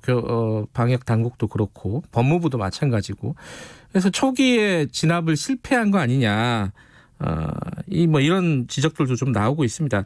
도대체 교도소는 어떤 공간이길래 이런 일들이 벌어지고 있는가? 우리가 교도소를 잘 모르지 않습니까? 교도소를 아주 잘 아시는 분, 한국 감옥의 현실에 대해서 꾸준히 지적해 오신 분을 모셨습니다. 인권연대 오창익 사무국장님 나와 계십니다. 안녕하세요. 네, 안녕하세요. 왜 감옥에 이렇게 관심이 많으셨어요? 감옥은 좋은 곳이 아닙니다. 그렇죠. 범죄자들이 가는 곳이죠. 네. 그러니까 한국 사회가 어느 정도 수준인지를 알려면 박물관이나 근사한 대학 또는 정보청사가 아니라 감옥에 가봐라 이런 얘기들이 오래전부터 있습니다. 러시아 문호 토스토옙스키부터 많은 사람들이 그런 얘기를 했는데요. 그 얘기는 뭐냐면 당연히 좋은 대접을 받지 못할 것 같은 사람들이 어떤 처지에서 어떻게 살고 있는가가 그 사회가 어떤 사회인지 알려준다는 거죠. 그리고 감옥에 가 있는 사람들이 정말 범죄자들이 가 있는데 그렇죠. 일찍이 우리가 유전 무죄 무전 유죄 이런 얘기 많이 하지 않았습니까? 변호사를 선임할 돈이 없는 사람은 감옥 갈 가능성이 높아지죠. 네. 소년원 같은 경우도 마찬가지예요. 부모가 다 계시는 집의 자녀보다는 한부모 가정이나 조성 가정이 소년원에 갈 가능성이 높아집니다. 그리고 법망을 요리조리 빠져나가는 사람들도 많다고 들었어요. 그런데 이른바 자범이라는 사람들은 어김없이 수감의 고통을 겪어야 되고, 그래서 형벌이라는 건 굉장히 공평하고 정의로워야 되는데 과연 정의롭냐고 전 국민이 지금 묻고 있는 겁니다. 그 과정에서 검찰개혁이든 법원개혁이든 하는 숙제도 우리가 함께 풀어야 되는 거고요. 그래서 하여튼 저는 인권운동가로서 정체성을 감옥을 자주 가는 거로 저의 정체성을 잡고 있습니다. 그래서 자주 갑니다. 자주 간다는 게 죄를 짓고 자주 간다는 건 아니잖아요. 수감은 아니고 방문입니다. 방문. 지금 문제가 되고 있는 동부구치소 같은 경우에도 제가 몇 번 갔나 정확히 세보진 않았지만 50번은 넘고 100번은 안 되고 그렇거든요. 그 안에 들어갔다는 거죠. 그러니까 면회하고 접견이라고 하는데 그래서 면회실 왔다 갔다 한 건 아니고 내부에 들어가서 여러 가지 활동을 한 게 50번은 넘고 100번은 안 되고 그런 것 같습니다. 그러니까 활동이라는 게 이제 수감자들에게 강의를 한다거나 이런 일인가요? 네네. 저희가 그런 교육 프로그램도 많이 운영하고요. 평화인문학이라고 그래가지고 수용자들도 어차피 사회로 돌아올 사람들이거든요. 그렇죠. 그러니까 어제 총리께서도 말씀하시기를 수감자들이니까 재소자들이니까 사회 내 전파의 우려는 좀 덜하다. 네. 덜하지만 없다는 건 아니거든요. 이분들이 재판받으러 법원에 가면 법원에서 집단 감염 우려가 있는 거예요. 거예요. 조사받으러 검찰청 가면 마찬가지인 거고. 예. 그래서 어차피 사회로 돌아올 분들이기 때문에 사실은 단순히 그러니까 형벌만 주는 게 아니라 뭐 교육을 한다든지 특히 직업 교육을 한다든지 하는 게 굉장히 중요합니다. 예. 그래서 그런 데서 저희가 거둘 수 있는 역할을 많이 찾았죠. 지금 보니까요. 숫자로 보니까 동부구치소의 수용자하고 직원들 포함해서 한 2,800명 된대요. 네네. 그중에 확진자가 700명이 넘잖아요. 지금 700명, 800명 사이인데 그러면은 단순 계산만 해도 서너 명에 한 명이 지금 확진이 됐단 말이에요. 아니 도대체 잘 이해가 안 되는 거예요. 도대체 어떻게 생긴 공간이길래 이렇게 된 겁니까? 텔레비전 화면에서 아마 보셨을 텐데 그 4개 동으로 된 동은 다 연결돼 있습니다. 아파트형, 빌딩형 건물입니다. 요즘 그 교도소를 새로 짓는 게 굉장히 어렵습니다. 지금 가장 오래된 교도소는 안양교도소인데요. 안양교도소는 1963년에 지었습니다. 그러니까 좀 있으면 60년 되는 교도소거든요.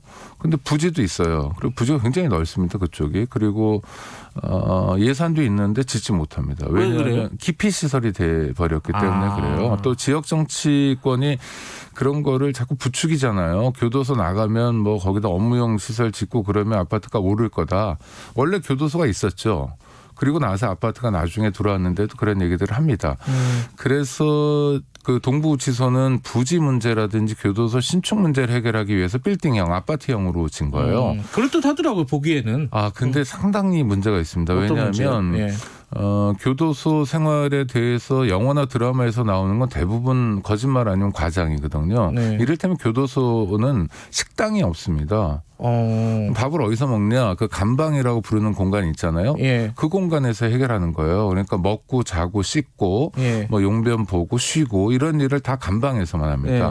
그리고 나가는 기회라고는 뭐 이를테면 재판이 있는 경우에 나갈 수 있지만 운동 시간이라는 게 있거든요. 운동 시간은 평일에 30분 정도 지워집니다. 그리고 휴일에 주말에는 운동 시간이 없고요. 24시간 주말인 경우에 또 평일인 경우에 23시간 30분을 감방에서 생활해야 돼요.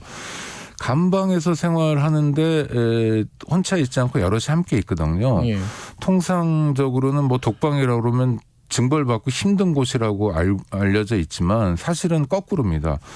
모든 재소자들이 독방을 선호해요. 왜냐하면 사회에 있을 때 혼자서 방을 썼거든요. 아니면 부부가 방을 쓰거나. 그런데 얼굴도 모르고 생전 처음 보는 사람들 5-6명 또 8명, 7명이 함께 방을 쓰면 굉장히 힘듭니다. 그리고 이게 교도소가 뭐 20년 이상 지금 한국 감옥에서 가장 큰 문제가 뭐냐면 과밀 수용이라고 그래요. 좁은 공간에 너무 많은 사람을 가둬 놓은 거예요. 그러니까 아무것도 안 됩니다. 교정 교화도 안 되고 뭐 기본적인 교육 활동을 진행하기도 어렵고요. 그 교도소에서 쓰는 은어인데 양쪽 어깨를 붙이고 자는 거를 바닥에 보통 그렇게 자죠. 사람들이 그걸 떡잠이라고 합니다. 떡하니 잔다. 근데 이제 공간이 양쪽 어깨를 붙이고 잘 수 없으면 가로 이렇게 누워서 자요. 이쪽 어깨를 대고. 칼잠이라고 하죠. 이걸 칼잠이라고 부릅니다. 이게 교도소에서 나와서 유명해진 용어거든요. 그래요? 요새는 일상적으로도 쓰는데. 그러니까 교도소는 떡잠은 없고 칼잠만 있는 곳이에요. 너무 좁아가지고. 그렇죠. 그러니까 지금 우리가 1인당 면적을 옛날 쓰던 평수라면 0.7평 정도. 그러니까 2.1 제곱미터 정도를 1인당 면적으로 하고 있어요, 지금요. 그런데 그 면적을 오로지 자기가 누워서 쓸 수 있는 공간이 아니라 그 면적에 이를테면 싱크대도 들어와 있고 그렇거든요. 그러니까 굉장히 좁은 공간에 여러 사람이 살아야 되고 그 시간이 휴일은 24시간, 평일은 23시간 30분. 그러니까 감염 우려가 굉장히 높은 거죠. 그러니까 한 명이 감염이 됐다 그러면은 그게 퍼지는 건 시간 문제거든요. 그 동네는. 아니 같은 방에서 계속 생활하는데 23시간 30분 또는 뭐 24시간 내내 마스크 쓰고 살아라. 이거는 너무 힘든 일이잖아요. 그러니까 교도소를 어떻게 운영해야 되냐면 입소자들에 대해서 코로나 전수조사를 해야 되고 코로나가 들어오는 것 자체를 봉쇄하면서 해야 되거든요. 근데 같은 교도소라도 서울구치소나 다른 곳들은 지금 잘 방어를 하고 있지 않습니까? 그러니까 서울구치소는 굉장히 좋고 동부구치소는 굉장히 시설이 열악해서 생긴 문제가 아니에요. 동부구치소를 운영하는 사람들이 뭔가 지금 좀 정말 안이하고 그다음에 직무유기에 가까운 일들을 했기 때문에 생긴 일이라고 봅니다. 이번에 보면은 이제 몇 가지 문제들이 지적이 되는데 첫 번째는 너무 늑장 대처한 거 아니냐. 그러니까 법무부에서 초기 확진자가 나왔을 때 전수조사를 하든지 어떤 격리라든지 이런 부분에서 굉장히 적극적으로 대응을 했어야 되는데 안 한 거 아니냐, 아니면 시기를 놓친 거 아니냐, 이런 얘기를 한단 말이에요. 왜 이런 일이 벌어졌을까요, 이거는? 그러니까 저는 아니했다고 밖에 생각을 못 합니다. 그런데요, 이를테면 코로나가 10달 넘었잖아요. 예. 2월이나 3월쯤이라면 교정당국도 좀 긴가민가 하거나 헷갈릴 수 있다고 생각해요. 왜냐하면 우리가 처음 겪는 초유의 그렇죠. 사태니까. 그런데 지금 바이러스에 대해서 전 국민이 학습한 게 10달이 넘었습니다. 2020년에 가장 중요한 게 코로나19예요. 그러니까 교정당국이 이걸 몰랐다면 말도 안 되고요. 제가 동부구치소 관련해서 기사를 찾아보니까 정말 답답한 게 뭐 거의 한 달 전쯤인데 12월 2일 기사가 있어요. 그게 뭐냐면 어떤 마음 착한 교정위원이 마스크 2,500장을 기부했다는 거예요. 그걸 구치소장이 받고 있더라고요. 사진 찍으면서. 이게 뭘 의미합니까? 동부구치소 식구들 그 재소자 숫자를 보면 한 명에 한 개의 마스크가 돌아가는 거거든요. 그거 기부 행사를 하고 있는 거예요. 그것도 12월 초에. 그러니 동부구치소에 사람까지 죽었네요. 특히 대규모 감염 사태는 사실 예견됐다고 보는 게 맞습니다. 지금 마스크 문제도 보면은 거의 지급이 안 됐다는 증언들이 좀 나오고 있어요. 네, 안 됐죠. 예산이 없어서 못했다라고 법무부도 확인하고 있습니다. 그게 그러면은 저 사람들은 범죄자니까 안 줘도 돼, 이렇게 생각했다는 거예요? 어떻게 봐야 돼요, 그러니까 이거를? 아니한 거예요. 기본적으로 그 범죄자이기 때문에 홀대하는 인식은 있습니다. 지금은 많이 바뀌었다고들 교도관들이 그러지만 교도관들이 교도소 재소자를 부르는 표현이 대부분 일관되게 애들이라고 불러요. 우리 애들 뭐 이런 식으로. 우리 애들 나이 먹어도 애들이고요. 그래서 제가 그런 얘기를 실언이죠. 저 앞에서도 막 하고 그러면 저 여기 소년원이에요. 왜 그래요? 해도 못 알아듣는 경우가 되게 많았어요. 제 체험담입니다. 물론 이런 얘기하면 교도관들은 요즘은 안 그래요라고 얘기하겠죠. 그러니까 홀대하는 문화가 있고요. 또 하나는 이게 얼마나 위험한 건지 사실은 저는 아니했다는 생각밖에 들지 않는데요. 교도관과 재소자가 분리돼서 생활하는 게 아닙니다. 그 감방이 하나씩 있고 그 감방 복도가 있어요. 사동 복도라고. 거기에 근무자가 근무해요. 그리고 창도 다 열려 있는 상태예요. 그러니까 한 방에서 어떤 재소자가 바이러스에 감염되면 그 방 사람들은 물론이고 그 사동 복도 사람들이 전체 위험해지고 교도관도 위험해지고. 교도관하고 얘기도 할 거 아니에요. 그렇죠. 그리고 교도관은 일상적으로 부르고 뭐 이거 어떻게 됐냐 묻기도 하고 그럽니다. 그러니까 교도관이 감염되면 동료 교도관이 감염되고 동료 교도관이 감염되면 그 가족들도 위험해질 수 있는 이 빤한 상황에 대해서 어떻게 이렇게 안이하게, 이건 기강회의죠. 근데 그런 증언도 있었어요. KBS 보도에 나온 건데 이 수용자들이 불안하니까 자기 돈 내고 마스크를 좀 들여서 쓰고 싶은데도 요 콧등에 있는 요 철사 있잖아요. 요게 위험하다. 뭐 흉기나 뭐 이런 게 될 수 있잖아요. 그래서 반입을 못하게 했다는 거예요. 그러니까 흉기가 될 수 있는 게 그게 뭐 흉기가 됐던 사례가 있는 건지 그거를 정말 어떻게 흉기가 될 수 있는지 모르겠는데 그러니까 꽉 막힌 관료주의가 그런 걸 만들어낸 겁니다. 저는 지금 법무부 교정본부에서 하는 게 정말 이해 안 되는 게요. 이를테면 저도 뭐 수용자들, 재소자들이 편지도 하고 그러니까 고생하신다고 뭐 책을 보내는 경우도 있는데 전부 다 반입이 안 돼요. 그냥 일반적인 책, 무슨 예전식으로 해서 뭐 금서라든지 또는 뭐 범죄를 유발하는 그런 책이 아닌 그냥 일반 교양서 있지 않습니까? 이런 것도 반입이 안 돼요.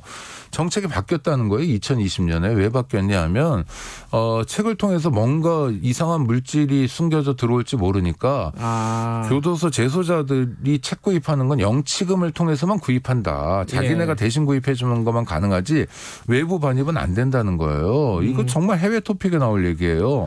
왜냐하면 교도소에서 책이라도 볼 수 있어야 하거든요. 그렇죠. 시간과의 싸움이니까. 이게 국가인권위원회 진정을 통해서 거의 1년 만에 해결이 됐습니다. 그러니까 정말 법무부 교정본부 사람들이 어느 시대를 살고 있는지 어떻게 이렇게 무책임할 수 있는지 정말 화가 나는 대목이에요. 그것도 이번에 교도소 창문에 구치소 창문에 이렇게 종이 써가지고 8명 살고 있다 살려달라 편지도 못 쓰게 한다. 근데 편지를 일시적으로 못 쓰게 한 것도 사실이더라고요. 그러니까 이렇게 수용자를 어떻게 처우해야 되냐라는 법이 있어요. 수용자 처우에 관한 법률인데 이 법률이 가지는 가장 큰 문제가 교정당국 입장, 특히 교도소장, 구치소장 입장에서는 대부분의 일들을 할 수 있도록 되어 있습니다. 그러니까 이를테면 이런 거예요. 왜 그렇게 대규모 감염 사태가 있었냐 하면 독방이 아니라 홍거라고 그러는데 여러 방을 쓰기 때문에 생긴 문제예요. 근데 법률에는 어떻게 돼 있냐면 그 법의 13조인가에 독거 수용을 원칙으로 한다. 그러니까 독방이 원칙이에요. 당연하죠. 독방이어야 합니다. 누구랑 같이 부대낄 수 없어요. 그거 자체가 형벌이고 그거 자체가 고통이니까요. 그런데 독거로 하되 형편이 어려우면 홍거를 할 수 있다는 조항이 그다음에 3개쯤 따라붙어요. 이게 이제 법의 취지입니다. 그러니까 여기는 나쁜 사람들 범죄자들이 와 있는 곳이니까 우리가 질서 유지를 위해서 이렇게 할 수 있어. 그래서 재량권의 범위가 굉장히 큽니다. 그래서 생긴 문제입니다. 지금 근데 3930님이 이런 문자를 보내주셨어요. 마스크가 의료용 마스크 같은 경우는 장당 한 100원 정도다. 일회용 같은 경우에는. 이게 예산 문제 맞냐 이런 말씀을 보내주셨어요. 그러니까 뻔한 변명이죠. 지금 법무부 교정본부가 뭐 서울시랑도 진실 게임을 하고 있잖아요. 예. 그다음에 예산 타령도 마찬가지고 물론 교도소 수용자가 숫자가 많습니다. 지금 한 5만 명이 넘으니까 한꺼번에 구입하면 상당한 돈이 드는데 이를테면 동부구치소에서 마음 착한 교정위원한테 기부라도 받았잖아요. 아니, 사회적으로 호소하면 종교기관을 포함해서 얼마든지 기부해 줄 사람들이 있을 거예요. 그렇지 않습니까? 대한민국 국민들이 그런 면에서 굉장히 연대하고 따뜻한 마음들을 갖고 있어요. 문제는 진짜 예산 문제냐 예산이 부족했던 게 문제가 아니라 의지가 부족했던 게 문제죠. 말씀을 들어보니까 구조적으로도 굉장히 방역에 취약한 공간이기도 한데 거기에 뭐 법무부라든지 교정당국의 안이함이 섞여 있었고 또 하나는 인권의식 이런 부분들이 복합적으로 얽히면서 이런 참사가 벌어진 거군요. 그러니까요. 굉장히 가슴 아프고 속상한 상황입니다. 그 감염 수용은 물론 교정당국만의 문제는 아닙니다. 왜냐하면 감옥에 자꾸 보내주니까요. 그러니까 대략 5만 명 있는데 절반이 미결수라고 그래서 재판을 받는 사람들이 아직 형이 확정되지 않았어요. 그럼 형이 확정되지 않은 사람들이 감옥에 갇힌 이유는 하나거든요. 증거인멸이나 도망의 염려 때문에 그렇습니다. 근데 하나하나 따져보자고요. 증거인멸의 우려가 높은 사람들이 실제로 그렇게 많을까요? 따지고는 별로 없습니다. 지금 사목장께서는 그러면은 이 좀 수용자 인원을 전체적으로 좀 줄여야 된다는 말씀이시네요. 그다음에 도망의 염려를 맨날 뉴스에서 얘기하잖아요. 근데 대한민국은 전 세계에서 범인 검거율이 가장 높은 나라예요. 제가 말씀드리면 청취자 여러분들 아마 못 믿으실 텐데요. 살인 사건 같은 게 거의 100% 가깝고요. 98, 99, 뭐 100 이렇게 나옵니다. 그다음에 지난해 거 올해 잡으면 이제 101% 이런 통계도 나와요. 놀랍게도요. 그다음에 더 놀라운 거는요. 유괴 사건 있죠. 어린이를 이제 몹쓸 짓을 한 유괴 사건 같은 경우에 지난 25년 동안 범인 검거율이 100%입니다. 아, 진짜요? 그놈 목소리는 91년 사건이었고 무슨 얘기냐면 국가가 의지만 있으면 얼마든지 잡아요. 대한민국은 섬나라잖아요. 사실상 출국 금지만 하면 도망갈 곳이 없습니다. 어디 산에 숨을 수도 없어요. 신고 정신이 추철해가지고. 그러니까 도망의 염려라는 것도 사실 그렇게 높지 않습니다. 번잡할 수는 있지만. 그러니까 재판을 받고 있는 미결 구금자의 숫자를 절반 정도로 굉장히 줄일 수 있다고 봐요. 정말 위험한 사람, 시한폭탄 같은 사람, 이런 사람들은 구금하되 그렇지 않은 사람들은 불구속 상태에서 재판을 받을 수 있어야 된다는 거예요. 그거는 저는 박근혜든 정경심이든 어떤 사람이든 공평하게 적용돼야 된다고 생각하는데 검찰이나 법원은 일단 가두고 보자라는 관성이 있어요. 그러니까 어떻게 됐냐면은 교도소가 10,000원인 겁니다. 이제 본질적으로는 너무 수용 인원이 많다. 이 부분 좀 줄여야 된다. 우리 법 체계가 아니 좀 그럼 문제가 우리 있다는 사회가 말씀이시네요. 그만큼 위험하기 때문이라고 얘기할 수 있겠지만 실제로 보면요. 살인, 강도, 절도 등의 범죄는 대폭 줄고 있고요. 지금 늘어나는 건 경제사범들이에요. 먹고 살기 어려워서 생긴 범죄들이 많습니다. 알겠습니다. 그 사회의 수준을 보려면 감옥에 가봐라. 이 말씀이 기억이 나네요. 오늘 말씀 감사합니다. 네, 고맙습니다. 인권연대 오창익 사무국장님이었습니다. 지금 시각은 8시 47분입니다. 이 시각 교통정보입니다. 세밑 합판 속에 서해안 지방에서는 폭설이 쏟아지고 있습니다. 눈길 속에 사고 소식도 많은데요. 서해안 고속도로 서울 방향 서천 부근에서 사고가 발생해 2차로를 막고 처리 중이라 주변으로 혼잡합니다. 순천 완주간 고속도로 순천 쪽으로도 3회 1터널 부근에서 대형 화물차 사고가 일어났고요. 수습의 여파로 밀리고 있습니다. 호남고속도로 순천 쪽으로는 광산 2차로와 갓길을 막아놓고 승용차 사고를 처리 중입니다. 뒷차량들 밀리고 있고요. 서울 양양고속도로 서울 쪽으로도 화도 부근 1차로에서 사고를 처리 중이니까 주의를 해서 이동을 해주시기 바랍니다. 지금까지 KBS 교통정보센터였습니다.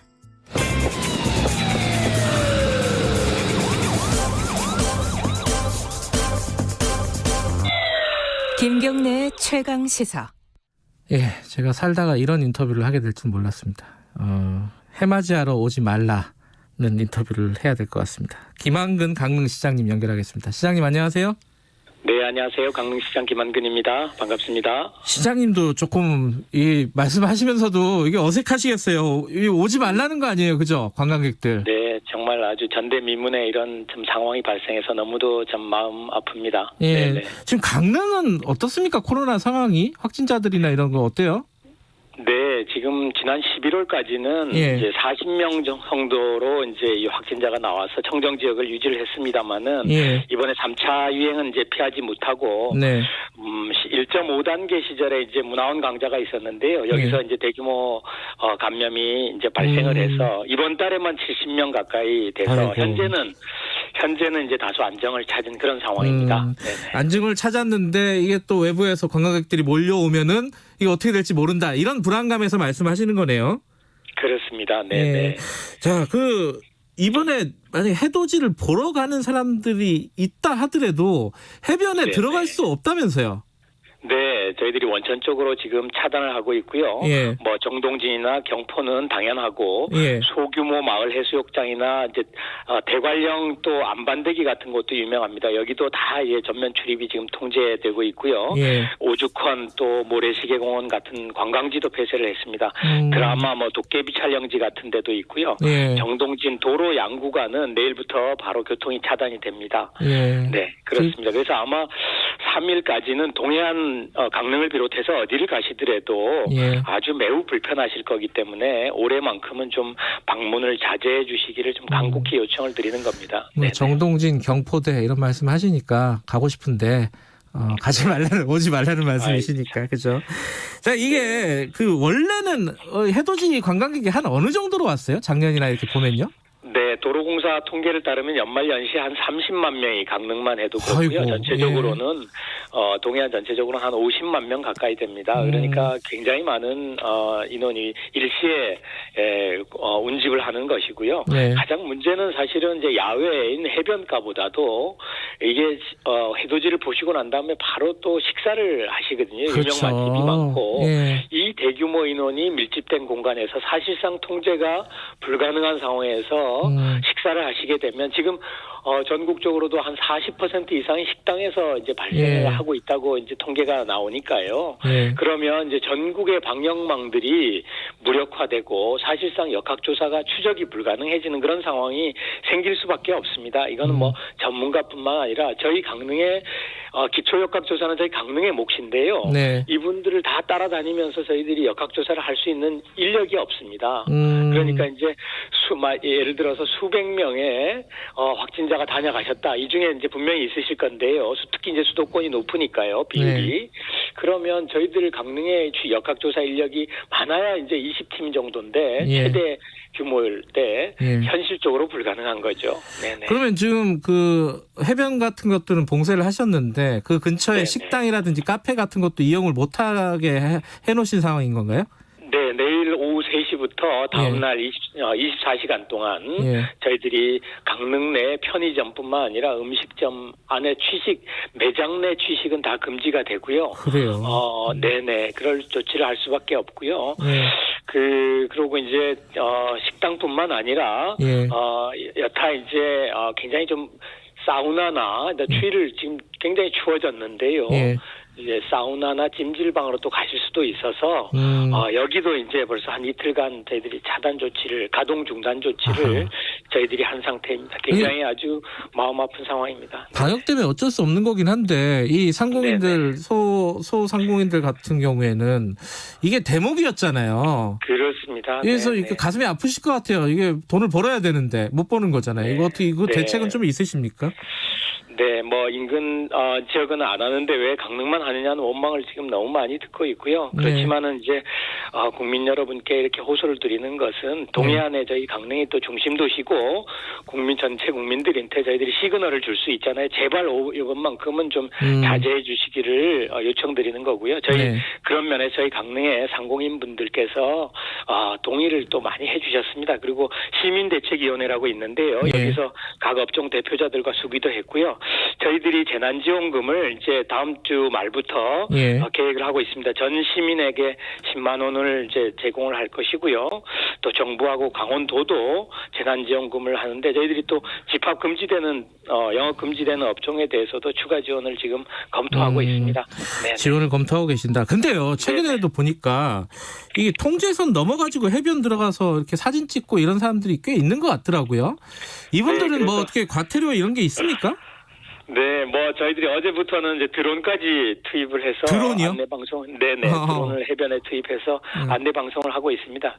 내일부터는 이제 많은 인원이 투입이 될 것이기 때문에 원천 차단이 될 거고요. 위반 사례가 뭐 거의 극소수일 거라고 생각합니다. 그래서는 안 되겠지만 뭐 정말 심각한 방역 수치 위반에 대해서는 행정명령이 이미 발동되어 있기 때문에 과태료도 부과 대상이 됩니다. 과태료 부과를 해요? 그 구체적으로 얼마예요? 그 아셔야 될 것 같은데. 네, 감염병 관리법에 의해서 저희들이 200만 원 이하 또 300만 원 이하를 사안에 따라서 적용이 되고요. 또 주차 같은 경우나 이런 경우 위반이 되면 주차 금지 지역 같은 경우에는 바로 견인 조치도 할 것이고요. 이게 자칫하면 물론 과태료 때문이 아니라 그리고 또 전체를 다 막을 수가 없잖아요. 인력 때문에. 그렇습니다. 이건 시민들의 어떤 참여라든가 협조가 필수적일 것 같아요. 그죠? 네, 그렇습니다. 성숙한 국민의식을 저희들이 이번에 간곡히 좀 호소드리는 겁니다. 공무원분들은 이거 단속하고 이런 거 하느라고 연말에 쉬지도 못 하시겠어요? 네, 저희들 시에 뭐 공무원들이 한 1000여 명 가까이가 이제 내일부터 이렇게 밤을 새워야 될 것 같고요. 다 전 국민들이 사실은 공직자들도 힘들지만 소상공인들의 어려움에 비할 수 있겠습니까? 그런데 이번은 하여튼 고비니까 연말연시가 가장 큰 고비고 이 고비를 넘겨야 되기 때문에 저희들이 국민 여러분께서도 사실은 이 답답한 상황을 좀 탁트인 바다에서 힘을 얻고 싶은 마음도 왜 없겠습니까? 그러나 올해만큼은 좀 방문을 자제해 주시기를 재삼 간곡히 부탁드리는 거고요. 코로나가 종식된 이후에는 저희 동해안이 더 풍성하고 이런 다채로운 그런 이제 행사로 국민 여러분을 정말 극진히 이렇게 영접할 것을 약속드립니다. 내년 해맞이는 강릉에서 할 수 있으려나요? 어떻게 생각하세요? 물론입니다. 꼭 그렇게 돼야 되고요. 그렇게 돼야죠. 그래요. 그러면 백신도 좀 맞고 상황이 좀 좋아지면은 내년에 가는 걸로 이렇게 하도록 하겠습니다. 잘 이렇게 알려주시기를 부탁드리겠습니다. 시장님도 연말에 힘드시지만은 애써주시기 바라겠습니다. 고맙습니다. 네, 감사합니다. 강릉에 오지 말라는 김한근 강릉시장님의 말씀이었습니다. 진짜 이런 인터뷰를 하게 될 줄은 정말 생각도 못했네요. 시장님도 아마 마찬가지였을 거고 들으시는 청취자분들도 그런 생각이 드셨을 겁니다. 지미 쿠도스님이 해돋이는 방송에서 애국가 나올 때가 제일 보기 좋아요. 이런 말씀하셨습니다. 방송으로 보죠, 뭐 저희도. 12월 30일 김경래 최강시사 오늘 여기까지 하겠습니다. 내일 아침 7시 20분에 다시 돌아옵니다.